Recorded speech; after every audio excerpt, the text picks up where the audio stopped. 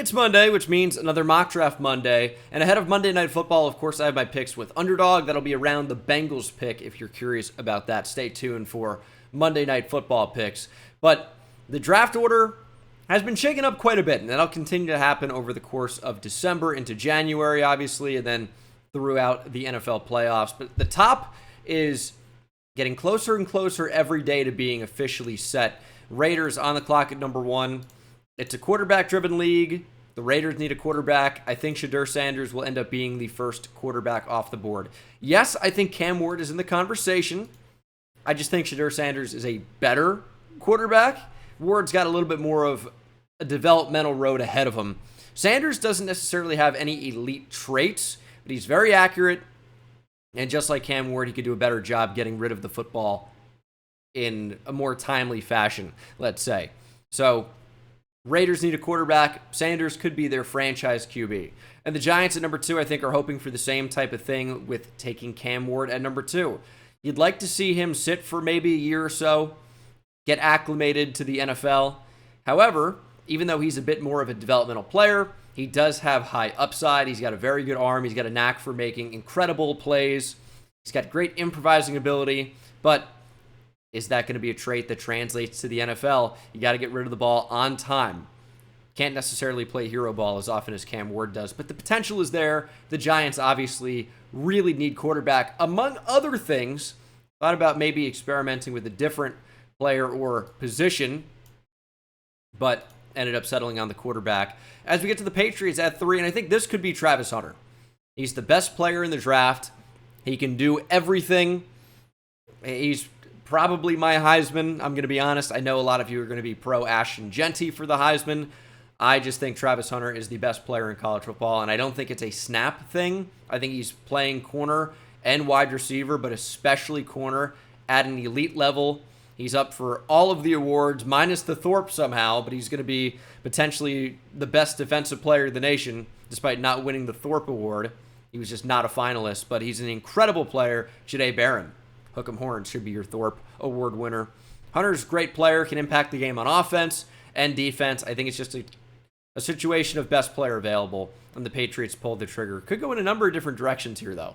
Talked about Abdul Carter, could be T-Mac, could be potentially Luther Burden, could be an offensive lineman like Will Campbell or maybe even Kelvin Banks. At number 4, this for me will be Abdul Carter. I think he's going to end up being a top 5 pick. He's got a ton of potential off the edge. He's still becoming a full-time edge rusher, transitioning from being an off-ball linebacker at Penn State. The athleticism is off the charts. Explosiveness for days, and that's what you get with the Penn State strength and conditioning. I mean, these guys are freak athletes. It's unbelievable. Carter is a freak, and the Panthers could definitely use some improvements really on both sides of the football, but especially defense. The offense is starting to come together a little bit, although they are in need of playmakers on offense. Jags at 5, going Will Johnson here. I think it's just a case of best player available, and it fits a team need. It's a really solid starting boundary corner now for Jacksonville in this scenario, and then your future boundaries are Tyson Campbell and Will Johnson. I think it's a pretty formidable duo. As we get to the Titans at 6, here I thought about a number of different things. Again, could this be the first offensive lineman off the board? Could it be Luther Burden? In the end, I decided on Tetairoa McMillan. I do have potential questions about how open he's going to get at the next level. But he's been very successful at Arizona.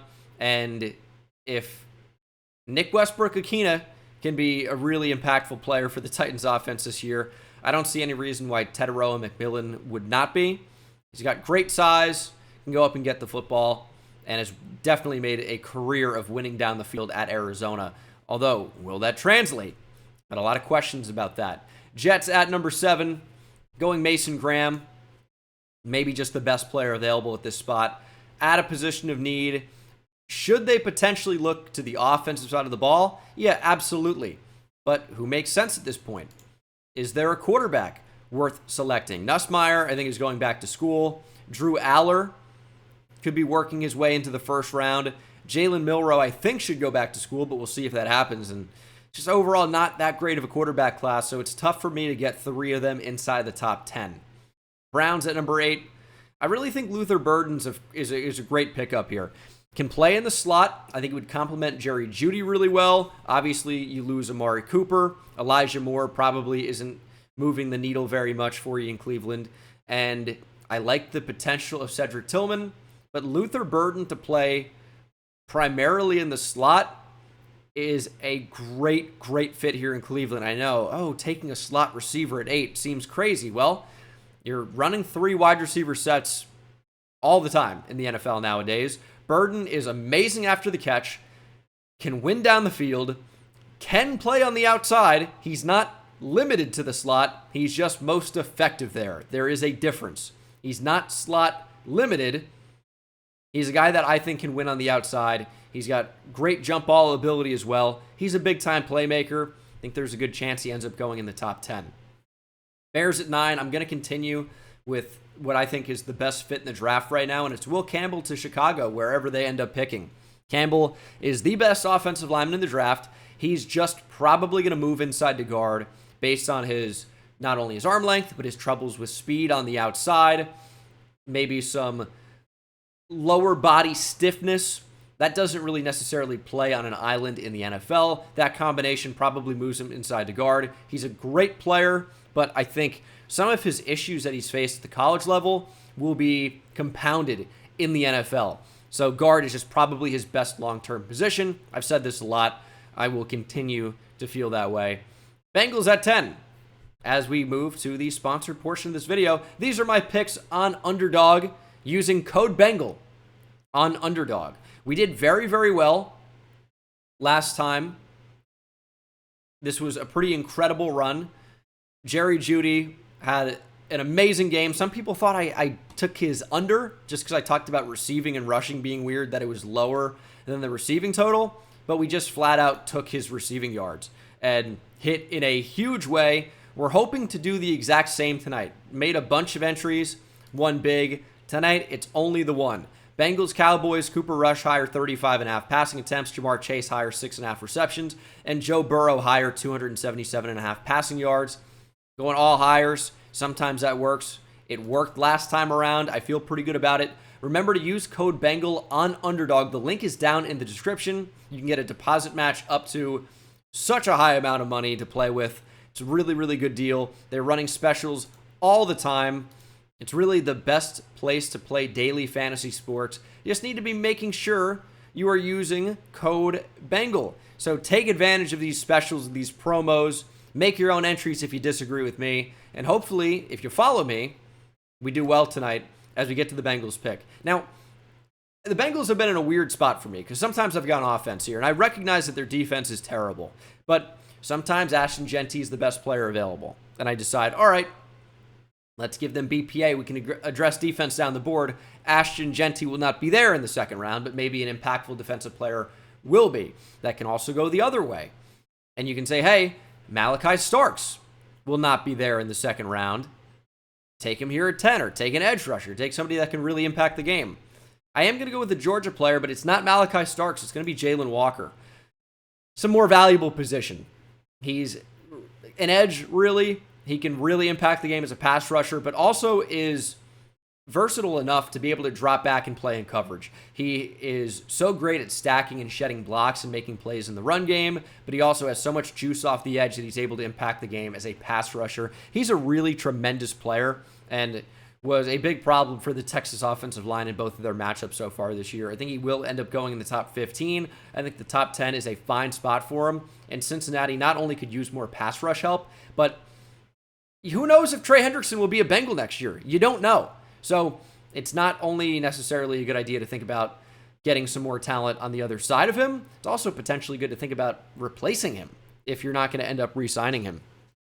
Jalen Walker's a stud, as is his teammate, Mykel Williams from Georgia. I think he's going to go really high in the draft. He has the frame, the size, the length that NFL teams look for. We talk about the long arms, how valuable that is. Some guys are just, they're built for it, right? They look the part. 6'5", 265 with incredibly long arms. He is a modern-day NFL edge. He's athletic, and he's got the size. That goes high in the draft. Saints might be the one to pull the trigger. They need help on the defensive line. Brian Brzee is really starting to come into his own, but you need more help on the edge. And I think Mykel Williams can do that. Similar situation to Cincinnati, to be honest. Not only do you need more help at defensive end anyway, Cam Jordan probably on his way out. He's not going to be able to play forever. Even if it's not this year or next year, there's a reason that you replace those guys in advance, because you can develop them in behind, and it's a 5-year contract, if you want it to be, for taking a player in the first round. It's the 4 years guaranteed for a rookie that's drafted, plus the 5th-year option for first-round picks. Mykel Williams, I think, makes a ton of sense here, as Ashton Jeanty falls right into the Dallas Cowboys' lap. Got to improve their rushing attack. It's tough to do that in a bigger way than bringing in the best running back in the draft, and that's Ashton Jeanty. I love this running back class. Amarion Hampton, Caleb Johnson, I think, are incredible talent. Dylan Sampson was so productive at Tennessee. The Ohio State backs are incredible. And then you have great value down the board. Taj Brooks was as productive as anybody. Ollie Gordon was great a couple of years ago, not so much this year. Kyle Monungai, very solid player. Jarquez Hunter is a beast after contact. And then these two backs are quite good. Bashal Tutin, DJ Giddens is especially good in pass pro. Like, this is a really, really good running back class. Get the power of Le'Veon Moss and Trevor Etienne. RJ Harvey was incredibly productive. Devin Neal was incredibly productive. Jaden Ott was great 2 years ago. Jaquindon Jackson has versatility for days. Cam Scattaboo is a Scatta beast. Rocket Sanders, Nick Singleton's a great player. This running back class is amazing. Donovan Edwards was great a couple of years ago. Maybe not so much lately, but Jeanty is available at 12. Cowboys pull the trigger. Dolphins at 13. Went Malachi Starks last week. We're going to go Kelvin Banks Jr. this week. Could just use an upgrade on the offensive line. I think he's got a decent chance to stick at tackle, but could move inside to guard as well. Banks is one of the best offensive linemen in this draft. I think he's a top 15 pick. Goes here at 13 to Miami. Indianapolis at 14. And Indianapolis has some decisions to make. But I think a great fit for them continues to be Tyler Warren. I think he could end up going in the top 15 or top 20. Indianapolis is a great spot for him. He's a great receiving tight end with true NFL inline size at 6'6", 260. He can block, but he can certainly impact the game as a receiver in a big way. The Colts could just absolutely use an upgraded tight end long-term. Can't rely on a lot of those guys in the room, like Mo Alley-Cox long-term, Andrew Ogletree, Jelani Woods can't stay healthy.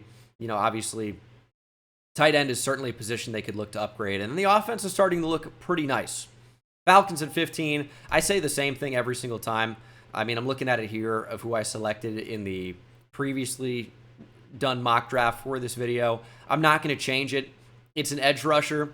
Do you want Nick Scorton? Do you want James Pierce? Do you want Shamar Stewart? It's an edge rusher here. It's got to be. I'm going James Pierce. Explosiveness off the edge for days. I'm not sure he ends up being a top 15 guy. I think he could be. I think he's someone that's going to go out and kill the combine. I think he's going to post probably one of the fastest 10-yard splits of any defensive end or edge rusher. He might end up going with the linebackers and be listed as that, but this is an edge rusher. It's just whether or not he's going to be, you know, a 3-4 outside linebacker or a 4-3 defensive end. He's a little bit light for what you'd traditionally think of a 4-3 defensive end, but he's not all that different from Arnold Ebiketie in terms of ability as a prospect, to be honest. Pierce, I think, is a little bit higher. I know Ebiketie hasn't necessarily panned out, but it's a similar type frame from memory, and I think Pierce is somebody that, just like Ebiketie, is more of that 3-4 outside linebacker, but depending on what team he goes to, could he also be a 4-3 defensive end? I think it's possible, right? I don't think it's certainly out of the question. I think at this point you're thinking about one thing and one thing only, and that's who is the best at rushing the passer. And of the available edge rushers, to me, it is James Pierce Jr. Scorton is probably second. Stewart has great potential long-term. Is he there yet? He's 290 pounds, right? He's not maybe going to have the same type of juice off the edge as James Pierce. However, he's very athletic as well. Would not be entirely surprised to see him going in the top, 15 or 20. Cardinals at number 16. Going Derek Harmon. I continue to push him up the board. People are like, why are you drafting the number 84 ranked player? Because he's way better than that. He's going to end up being a first-round pick, I think. And the Cardinals are a team that could absolutely use an upgrade on the interior defensive line, also the exterior defensive line, if you want to say it that way. Edge is in play. Interior defensive line is in play. Harmon is a great pass rusher. If you look up the numbers, yeah, his sacks might not be absolutely incredible. I don't care. He is a disruptor on the interior. He's recorded 40 hurries this year to go along with 5 sacks, according to PFF. Now, half sacks are credited as full sacks, so this might be a different number on, say, ESPN, potentially, right? But this is a guy who impacts the game as a pass rusher in a big way. He will be a first-round pick, in my opinion. We'll just have to see where. 49ers at 17. Yeah, this is an interesting one. This is a direction I haven't necessarily gone here, but in watching the 49ers lately, I mean, there's no question about their skill players. When everybody's healthy, this is an offense that can really move. They need to be more physical in the trenches, and that's not only on offense. Typically, I give them a tackle or maybe even an edge, but it's on both sides of the line. And I think if you want to be more physical, why not consider Kenneth Grant with this pick? He's 6'3", 340, with some pretty good athleticism. He's been an impactful player for the Wolverine defense over the past few years. He's a really solid option. I do think he ends up going in the first 40 picks or so. And I think the 49ers ends up being a pretty good landing spot. You look at interior defensive line for them, it doesn't exactly blow you away. Kenneth Grant could be a decent fit. Rams at 18. This will continue to be a tackle for me. I'm going Josh Simmons from Ohio State. Josh Simmons was someone who was playing really well before injury. I say this every time. This could definitely, put some variability maybe in his overall draft position when all is said and done. However, is he a top 20 talent? He probably is. The season-ending injury maybe puts that in question a little bit in terms of projection, but for a team that could absolutely use an upgrade, really on both sides of the line for the future. I know Havenstein has been injured quite a bit in 2024. Can you rely on Alaric Jackson? I'm not sure that you can. He's okay. Do we want okay, or do we want someone that has potential to be really good? Simmons absolutely does, in my opinion. He's picked there at 18. At number 19, it's mostly the same for me here with Tampa. I typically just get an edge rusher in the mix. I think corner could be. This is where maybe you consider a Savone Revel. But Nick Scorton's on the board. I think he's a pretty good fit as well. And that pass rush needs a huge improvement. And, you look at some of these teams that give up a lot of yards through the air. Not necessarily saying the Bucs are at the top of the list there, like, Carolina, for example, or, Cincinnati is at the top there, right, from what I could see, from what I remember. But a lot of that is not necessarily on the corners. You can only ask these DBs to cover for so long. You say, hey, go cover for 4 or 5 seconds. Any DB in the league is going to have a pretty big problem doing that. However, what can bring that total time down? A pass rush. And that's where I think Nick Scorton can come in. Highly productive at Purdue before transferring to A&M. He's someone who I think does end up going in the first round, and the Bucs end up being a decent spot for him. Commanders at 20 continues to be my favorite fit in the draft, right there with Will Campbell. Savone Revel to the Commanders feels like a guarantee. Injuries again put some variability in his projection, but the talent is unbelievable. I think he got injured early enough in the year that he's going to be fine.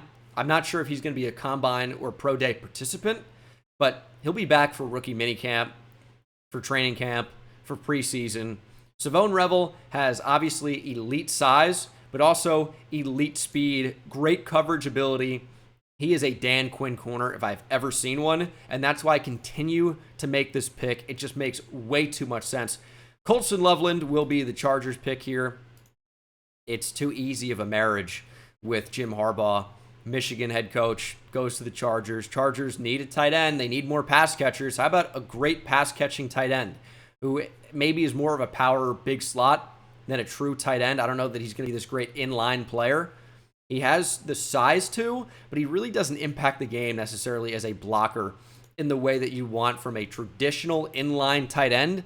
But that's okay when he can impact the game as much as he does as a receiver. Will he go in the first round? Who knows? But at 21, I think Jim Harbaugh could absolutely be sold on this. Otherwise, you might go back to the trenches. There's some pretty good interior defensive linemen in this class. Tyleik Williams feels like a pretty good fit here. but Colson Loveland ends up being the selection. You got to get Justin Herbert some help, man. This passing attack has so much potential. Got to get better receivers in the mix. Loveland doesn't have WR next to his name, but he might as well be one, and he can really help out the Chargers passing attack. Broncos at 22. Denver feels like a great fit for Emeka Egbuka here. I think he does end up going in the first round. He's so solid and reliable. He's decent after the catch. He just gets open and catches the football. That's what you want at wide receiver. And for a blossoming offense that you're seeing in Denver, Bo Nix is playing great football. Sean Payton's done a great job in that. Bo Nix has done a great job individually. I'm really surprised about how good he looks so early, right? He's been great. He's been great. I didn't know that he would be this great QB already. But you need him to get some help, right? You look at receiver, and the Courtland Sutton combination's been pretty nice. Outside of that, what can you really rely on? I think Emeka Egbuka gives you a great slot option. And, I had Isaiah Bond here last week, but they do have some speed options already. Like Troy Franklin, you're hoping to develop into being that big-time deep threat. Whether or not he reaches expectations from some of you, I question. But Bo Nix is already exceeding expectations. Why not Troy Franklin? Who knows? Emeka Egbuka, though, is a chain mover. He is a reliable slot option. And Sean Payton gets another Ohio State receiver. How did I not see this earlier? Seattle at 23.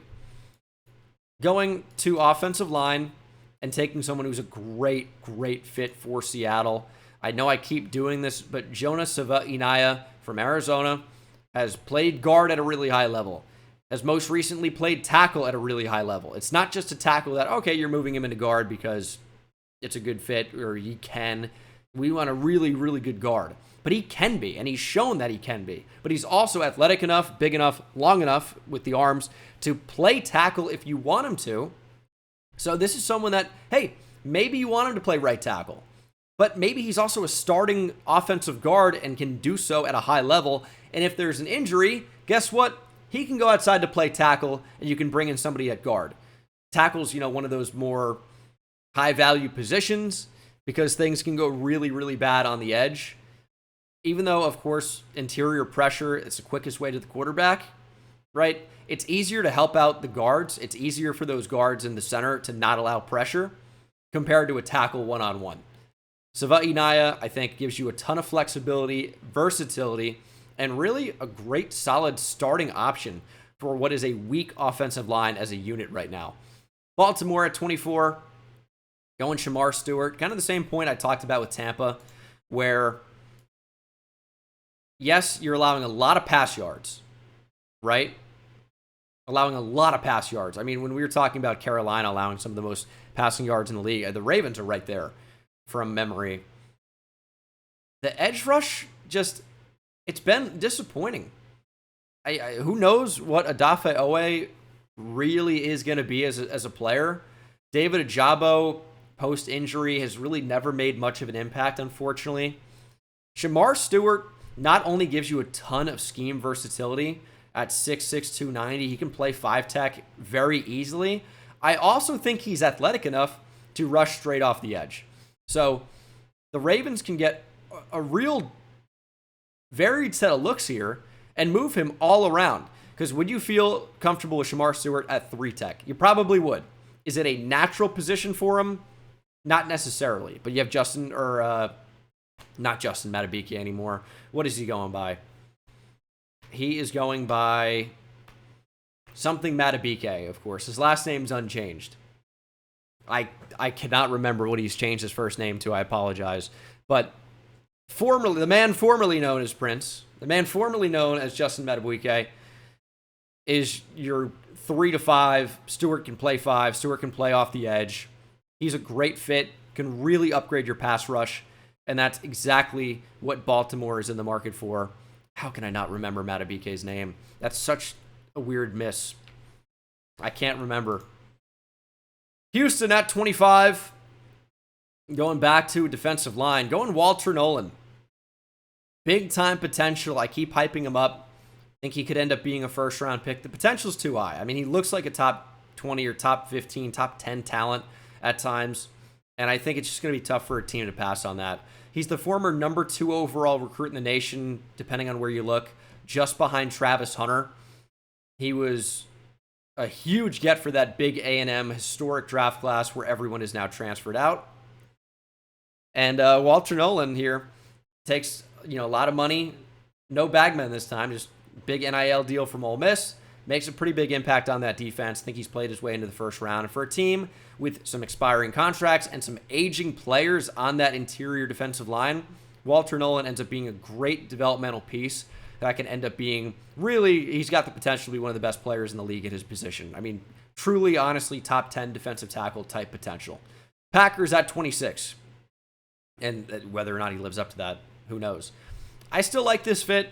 Going Benjamin Morrison. Injury may end up dropping him in the draft. That's why he's available at 26. But I think he's a first-round talent. Packers really need to upgrade their secondary. And that's really been the case for a while, right? I love the addition of Xavier McKinney. Even as a Giants fan, I got to respect how talented he is and how great he's played with Green Bay. And obviously, when healthy, you love Jair Alexander. Outside of that, there are some question marks. Eric Stokes is a big one, right? I feel like they've taken so many swings on first and second round corners over the years, and they have few hits. Now, it's tough to. You get a guy like Jair Alexander, it's a once-in-a-lifetime type hit. Best corner in the league for a time, right? Morrison at 26 is good value, and maybe you finally have 2 boundary corners you feel good about. Pittsburgh at 27. A lot of the guys that I typically go Pittsburgh here are off the board, like Emeka Ibuka, like Shamar Stewart that I've done, but I'd go a different direction, and I know they don't take receiver, but I'm going to give them a receiver. Isaiah Bond from Texas. He's had weird chemistry with Quinn Ewers so far this year, but at the end of the day, if you actually watch him play, if you take out the All-22 and you actually watch, he is open all the time. I know there have been some weird plays this year where you maybe talk about effort, and I don't think that's going to play in Pittsburgh with Mike Tomlin. But also you can say, hey, Mike Tomlin's a perfect coach to get this guy in shape. And I don't really know that effort is too much of an issue. I mean, if you point to that interception against Georgia, Quinn kind of lollipopped the ball in there. The placement was not good either. And then kind of hit off Bond. It popped up in the air, and he couldn't find the ball. I don't think he was just like, who cares what happens to it. He lost the football, which pops straight up in the air with the helmet on. That's not that weird. I don't know that it's an effort problem so much as hey, the ball placement and the timing on the throw, all of that was not good. Now, can Bond do a better job of catching it? Absolutely. But it's one play. The guy's open all the time, and he's got some of the best speed in the entire draft, and I think that would play in Pittsburgh. Or you potentially consider taking a shot at a quarterback in the spot. Maybe Jalen Milroe, maybe Drew Aller. You're at 27. I know, you feel burned as a Pittsburgh fan being like, well, last time we didn't have a top pick and decided to go with a quarterback. It really didn't work out. Yeah, that was Kenny Pickett at number 20. Kenny Pickett should not have sniffed the first round. It could be, and I'll tell you what, Kenny Pickett was a solid college quarterback, no question. What's the ceiling on a player like that? He's not super athletic, never had a big arm. What was he going to be? I mean, actually, I hate to say it, but, what was he really going to be? At least with Jalen Milroe, you have top-tier athleticism and a pretty big arm. Aller's got a huge arm. These are guys with potential, maybe worth the number 27 overall pick. You'd hope to bring back Russell Wilson, but we'll see what happens with that. Minnesota 28. Man, I have gone Caleb Johnson or Marion Hampton every mock draft I've done. I'm finally switching it up because Malachi Starks, what are you doing on the board? This is not a Lewis Cine V2. Malachi Starks is arguably a top 5 player in the draft. But because he plays safety, nobody cares. There he goes at number 28. He's got to go earlier than this, but sometimes a draft fall happens. Who's taking a safety? I mean, legitimately, you go down the board here, and if he doesn't go to Cincinnati or Miami, where is he going? I feel like other teams have bigger needs, and they're similarly valued players based on their positions. Where does he go? I don't know. It's tough to find a fit. So he falls to Minnesota. Again, this is not a Lewis Cine type player at all. Starks, I think, is a better overall athlete with way better cover skills. And that's kind of what this comes down to. He's a near top 5 or 10 player. Lewis Cine was not even really that close. So don't have flashbacks here. You didn't trade down and let the Lions get Jamison Williams. You're just at 28, and you take one of the best players in the draft. And we know they would take a safety in the first round. Kwesi Adolfo-Mensah has done it before with a Georgia safety, Lewis Cine. What a scene. Buffalo at 29. Buffalo's an interesting one, but I think it's tough to find a better fit than Jahad Campbell. He is a great player for Alabama, probably LB1, and I like the way he would complement other Buffalo linebackers.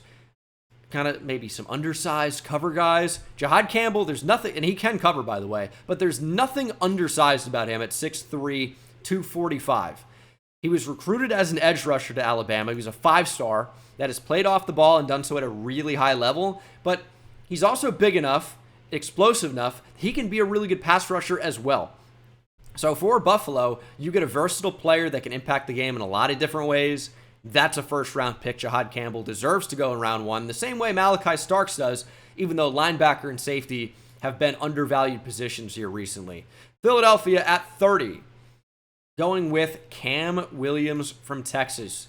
People want to say, oh, Texas bias. Oh, you never draft for teams properly. You hate the Cowboys and the Eagles. You give them bad players. It's not the case. You know why? Because if I give the Eagles Cameron Williams, it doesn't mean they're going to take him. It has no impact on anything, right? Other than for entertainment and speculation, which is what a mock draft is.